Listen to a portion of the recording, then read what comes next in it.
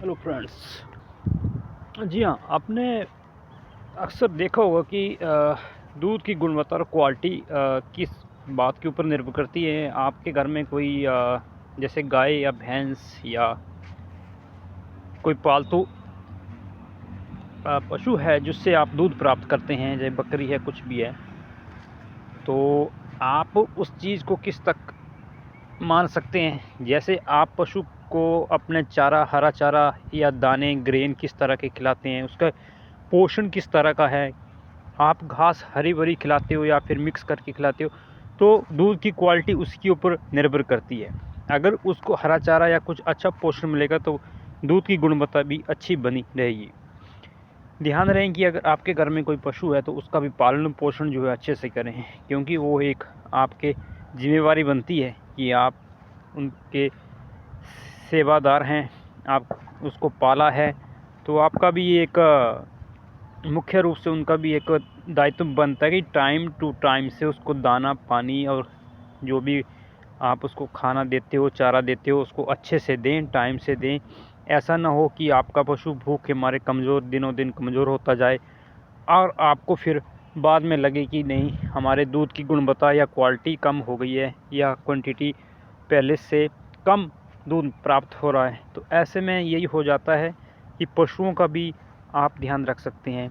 मान लीजिए आप दिन भर में 1 लीटर या 2 लीटर या 4 लीटर जितनी कैपेसिटी के अनुसार आप दूध लेते हो, तो उसी हिसाब से उसका पोषण का भी ध्यान रखना पड़ता है कि पशु को कितना चारा और दिन में कितना हम दाना दे सकते हैं, उसको टाइम से पानी पिलाना है। दूसरी ओर ये हो जाता है कि मौसम के हिसाब से हम पशु को कहाँ पे बांधें, उसका जो शाला है, जो बैठने का स्थान है, वो कैसा है, वो बिल्कुल सही होना चाहिए।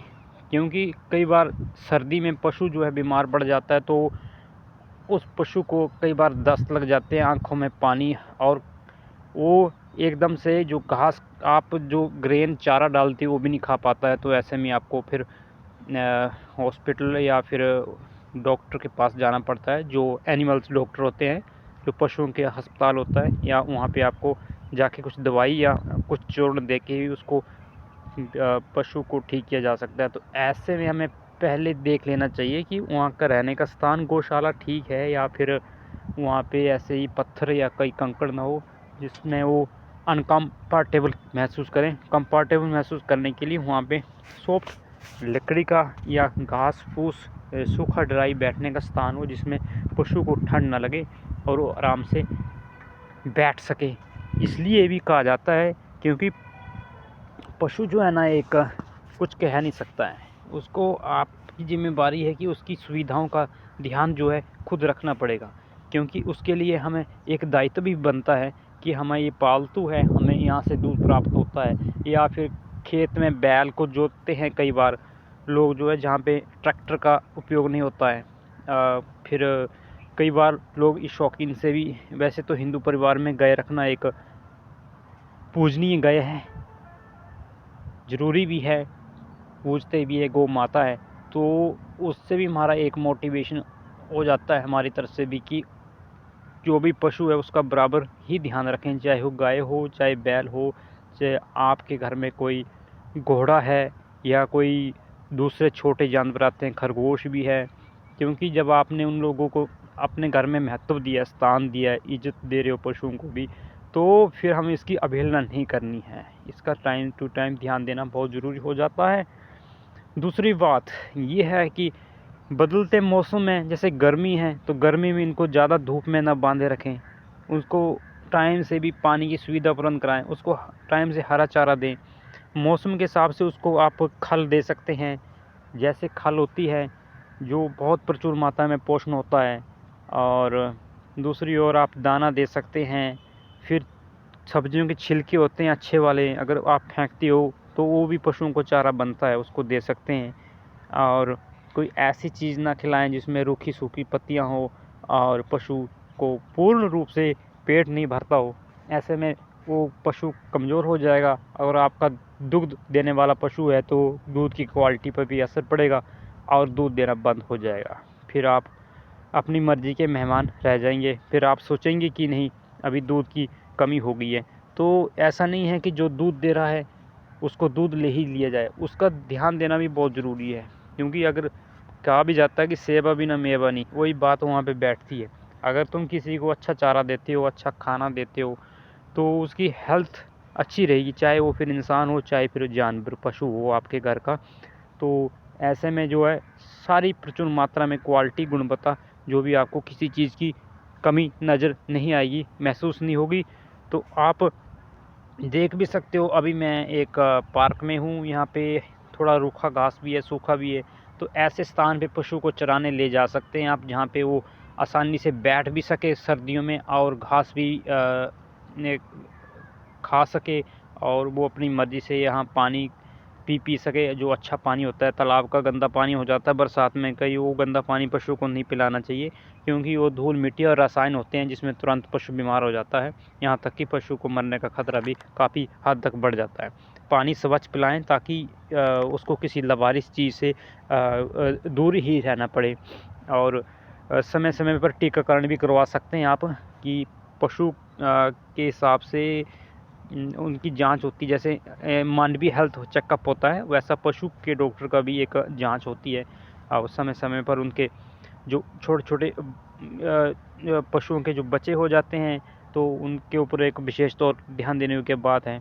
उनके लिए भी एक कंफर्टेबल स्थान होना चाहिए। सर्दी गर्मी से उसको कैसे बचाना है, ये हमारी खुद की जिम्मेवारी एक और हो जाती है। दूसरी ओर, जैसे आपका पशु कहीं गलियों में जाता है, ऐसी जगह जाता है जैसे यहाँ पे लिफाफे, जैसे पॉलीथीन कहा जाता है, वो बिखरे पड़े हैं। कई बार वो कुछ ऐसी चीज़ें लगी होती है गंदी, जो पशु आपका खा लेता है अनजाने में, तो वो उसके पेट में जो है एक रसायन बन जाता है, एक उसको दर्द होता है और खाना खाना छोड़ देता है। तो बहुत सारा पेट में ऐसा कचरा भर जाता है उसके। कई पशु कुछ एक बार ऐसे कर देते हैं, तो ऐसे में आपका पशु धीरे धीरे कमज़ोर होकर ख़त्म हो जाता है। ऐसा बिल्कुल नहीं करना है, थोड़ा ध्यान देने की बात है।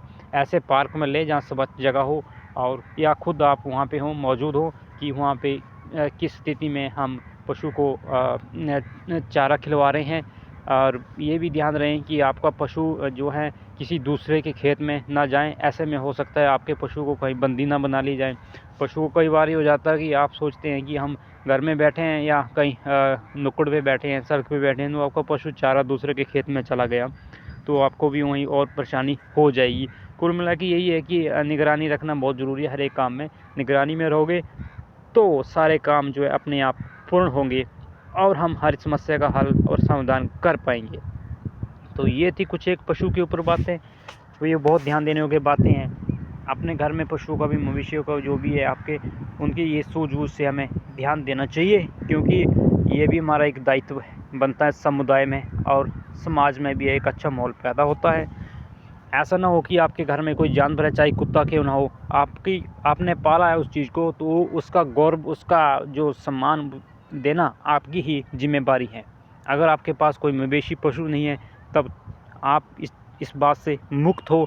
अगर नहीं, आप किसी भी प्रकार का आपके घर में पशु है या कोई पालतू जानवर है, तो ये सारा जो है आपकी जिम्मेदारी बनती है कि उसको कैसे हमने हैंडल करना है, उसको कौन सी स्थिति में हमें किसी नुकसान से बचाना है, कि यह दूसरे पे हावी ना हो जाए। आपके ख़तरनाक जानवर होते हैं, चाहे वो कुत्ता हो, चाहे शेर हो।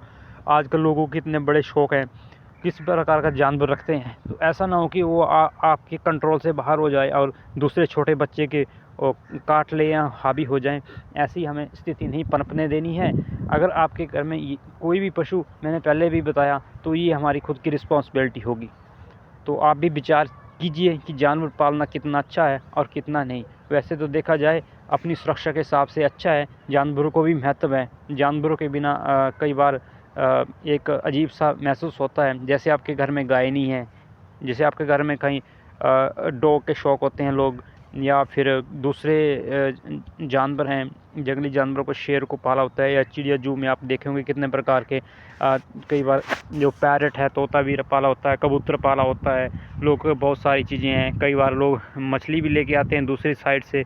तो ये छोटे छोटे जीव, जो जलीय जीव भी इसमें आ जाते हैं। बहुत सारे जीव हैं, जो बंदर भी, किसी ने बंदर पाला होता है, किसी ने फिर भालू वाला देखा होगा आपने। और बहुत सारे ऐसे जंगली जानवर हैं, ये पशु हैं, जो ये सारे एक परिवेश में आते हैं। ये हमारा एक दायित्व है मुख्य रूप से, कि उनकी देखभाल, उसकी सुरक्षा करें और दूसरों लोगों को भी सुरक्षा प्रदान करवाएं उनसे।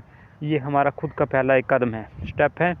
अगर हम इन बातों को ध्यान में रखेंगे, उनकी सुरक्षा सोचेंगे और दूसरे लोगों की सुरक्षा में उनको बचाएंगे, तो आपके जानवर सुरक्षित रहेंगे और आपको कोई भी किसी प्रकार की दिक्कत नहीं आएगी। Thank you. वीडियो अच्छा लगे तो लाइक शेयर कमेंट कीजिएगा।